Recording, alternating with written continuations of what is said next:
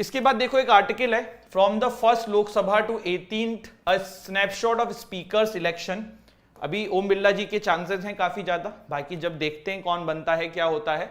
मामला क्या है, मामला हमारे लिए स्पीकर का इलेक्शन बहुत इंपॉर्टेंट हो चुका है, हमारे लिए स्पीकर की पोस्ट बहुत इंपॉर्टेंट हो चुकी है, इनके पावर फंक्शन बहुत इंपॉर्टेंट हो चुके हैं, और स्पीकर ना पूरे साल भर न्यूज में रहता है। कभी आप देखते हो किसी को डिस्क्वालीफाई कर देते हैं, कभी किसी को सस्पेंड कर देते हैं, तो स्पीकर की पोस्ट पे क्वेश्चन काफी इंपॉर्टेंट हो जाता है। तो चलिए फिर बिना समय गवाए शुरू करते हैं।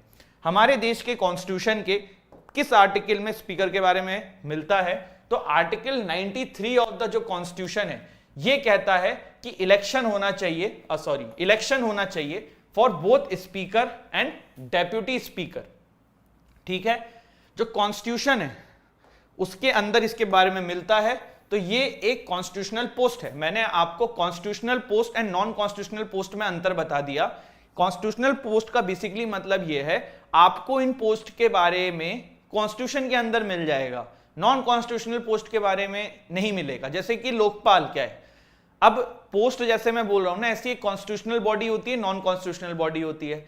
तो Lokpal is non constitutional body. Lokpal के बारे में आपको कॉन्स्टिट्यूशन में नहीं मिलेगा, लोकपाल एक्ट में मिलेगा, जो कि एक स्टैट्यूटरी बॉडी है लेकिन कॉन्स्टिट्यूशनल बॉडी नहीं है। तो ऐसे कंफ्यूज नहीं होना है। स्पीकर के बारे में कॉन्स्टिट्यूशन में है तो इट्स एन कॉन्स्टिट्यूशनल पोस्ट।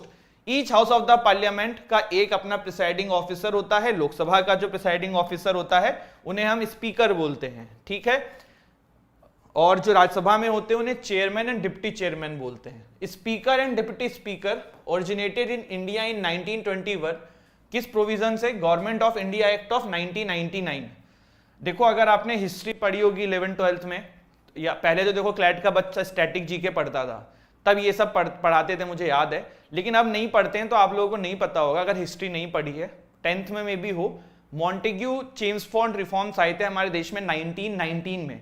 उसमें काफी सारी चीजें खराब भी करी थी उन्होंने, एक चीजें अच्छी करी थी, जिसमें से एक ये था कि उन्होंने स्पीकर की पोस्ट को रखा था। बट स्पीकर की पोस्ट उस समय जब 1921 में आई तब उन्हें प्रेसिडेंट एंड वाइस प्रेसिडेंट बोला जाता था, स्पीकर एंड डिप्टी स्पीकर नहीं बोला जाता था। ठीक है, फिर क्या हुआ, गवर्नमेंट ऑफ इंडिया एक्ट 1935 आया। फिर वही बात है, अगर आपने स्टैटिक जी के पहले बच्चे पढ़ते थे, आप ओलेट के लिए पढ़ोगे वहां पढ़ोगे। गवर्नमेंट ऑफ इंडिया एक्ट 1935 के बहुत सारे प्रोविजंस हमारे कॉन्स्टिट्यूशन के फाइनल ड्राफ्ट में डाले गए थे। उसी में से अगर आप ये भी मान सकते हो कि गवर्नमेंट ऑफ इंडिया एक्ट 1935 में प्रेसिडेंट टर्म को चेंज करके स्पीकर किया गया, वाइस प्रेसिडेंट को चेंज करके डेप्यूटी स्पीकर किया गया। तो ये यहां से आप इसके बारे में चेंज देख सकते हो। क्या क्राइटेरिया होता है स्पीकर को बनाने के लिए? तो सबसे पहली चीज, speaker should be a member of the house. ठीक है, member belongs to the ruling party is elected speaker, mostly यही होता है।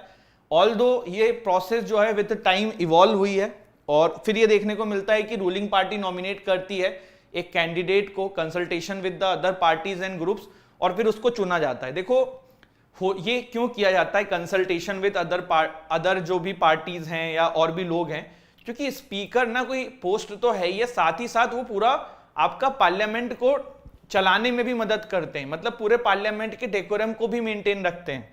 तो अगर उनका हर बंदा सुनेगा नहीं तो फिर वो कैसे मेंटेन करा पाएंगे? या कोई ऐसा बंदा डाल दिया जाएगा जिसको कोई पसंद नहीं करता है एज ए स्पीकर, तो भी फिर वो सबको कैसे लेके चल पाएगा आगे? तो इसीलिए कोशिश ये करी जाती है कि जो सबसे जिनकी थोड़ी बहुत बन जाए उनको स्पीकर बनाया जाए। पहले इस तरीके की चीजें देखने को मिलती थी। इसके बाद speaker along with the deputy speaker is elected from among the Lok Sabha members bye simple majority. ये क्वेश्चन आ जाता है एग्जाम में कि स्पीकर का जो इलेक्शन होता है वो किस मेजोरिटी के थ्रू होता है, तो सिंपल मेजोरिटी के थ्रू यहाँ पे इलेक्शन किया जाता है। सिंपल मेजोरिटी क्या है, in itself a topic, we will discuss it कभी और। Once a decision on the candidate is taken, the name is normally proposed by the Prime Minister or the Minister of Parliamentary Affairs। ठीक, term क्या होता है speaker का हमारे देश के अंदर? तो स्पीकर का जो टर्म है हमारे देश में बिल्कुल 5 साल के लिए है, आपने बिल्कुल सही समझा है। और एक बार स्पीकर बन जाते हैं तो वो री इलेक्शन के लिए भी एलिजिबल है। ठीक, whenever the Lok Sabha is dissolved, speaker does not vacate his office। वो कंटिन्यू करते हैं जब तक नया लोकसभा बनती है और उसमें पहली दिन उनकी मीटिंग नहीं हो जाती है। In matters regarding the interpretation of these provisions, वो जो हैं वो हेड होते हैं। जैसे बहुत सारे रूल्स हैं पार्लियामेंट को चलाने के, पार्लियामेंट को गवर्न करने के, तो वो इंटरप्रेटेड स्पीकर ही करता है ना कि भाई आपने गलत किया है, मैं आपको सस्पेंड करने जा रहा हूं, इस रूल के तहत मैं आपको सस्पेंड करने जा रहा हूं।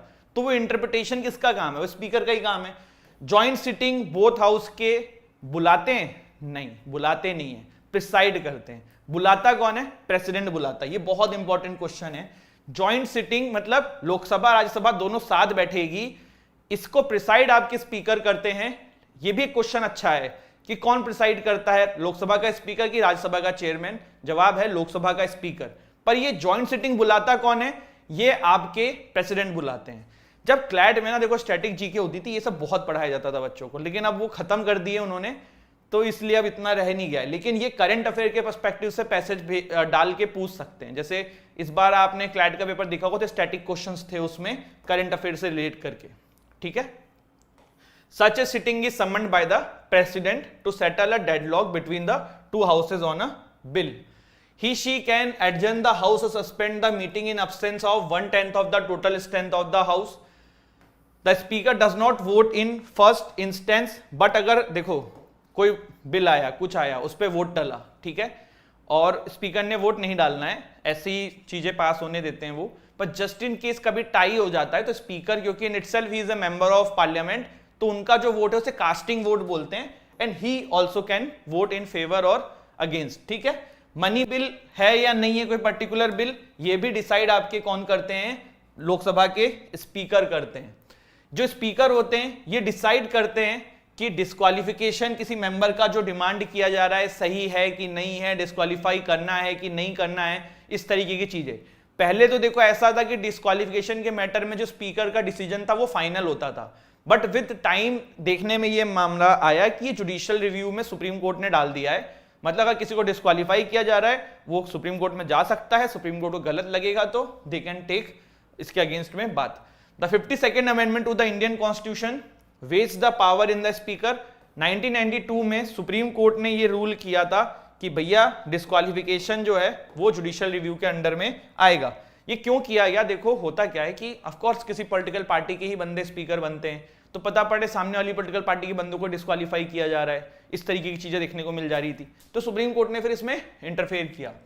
जो स्पीकर हैं वो ऑफिस में रहते हैं to the life of the Lok Sabha, जो 5 साल की लाइफ रहती है लोकसभा की तब तक, लेकिन ये हटाए भी जा सकते हैं, हट भी सकते हैं किन किन कंडीशन में? अगर वो मेंबर लोकसभा के नहीं रहे। जैसे पंचायत सीरीज है, ठीक है, आपने देखी होगी, उसमें वो बंदा एमएलए था, वो कन्विक्ट हुआ तो उसकी पोस्ट चली गई। ऐसे ही अगर कोई स्पीकर है वो कहीं कन्विक्ट हो गए तो उनकी तो वो पार्लियामेंट के मेंबर ही नहीं रहे ना, तो फिर स्पीकर कैसे रह जाएंगे? इस तरीके की चीजें। If he resigns by writing to the deputy speaker, ठीक, या फिर इनको रिमूव कर दिया गया एक रेजोल्यूशन पास करके, majority of all the members of the Lok Sabha. Notification such the resolution can be moved only after giving 14 days advance notice, ठीक है। इतना समझ में आया स्पीकर के बारे में। अब थोड़ा सा डिप्टी स्पीकर के बारे में भी देख लेते हैं। डिप्टी स्पीकर जो हैं ये भी लोकसभा के द्वारा उनके मेंबर्स के थ्रू अपॉइंट किए जाते हैं, और the date of election of the deputy speaker is fixed by the speaker. Date of election of the speaker is fixed by the president. This is also a very important point. जो deputy speaker का election होगा उसकी date fix करेगा speaker, लेकिन जो speaker का election होता है उसकी डेट फिक्स करते हैं आपके प्रेसिडेंट। क्लियर है इतना? किसी को कोई डाउट है इतने में? तो this is about deputy speaker, this is about, इससे पहले हमने स्पीकर के बारे में देखा।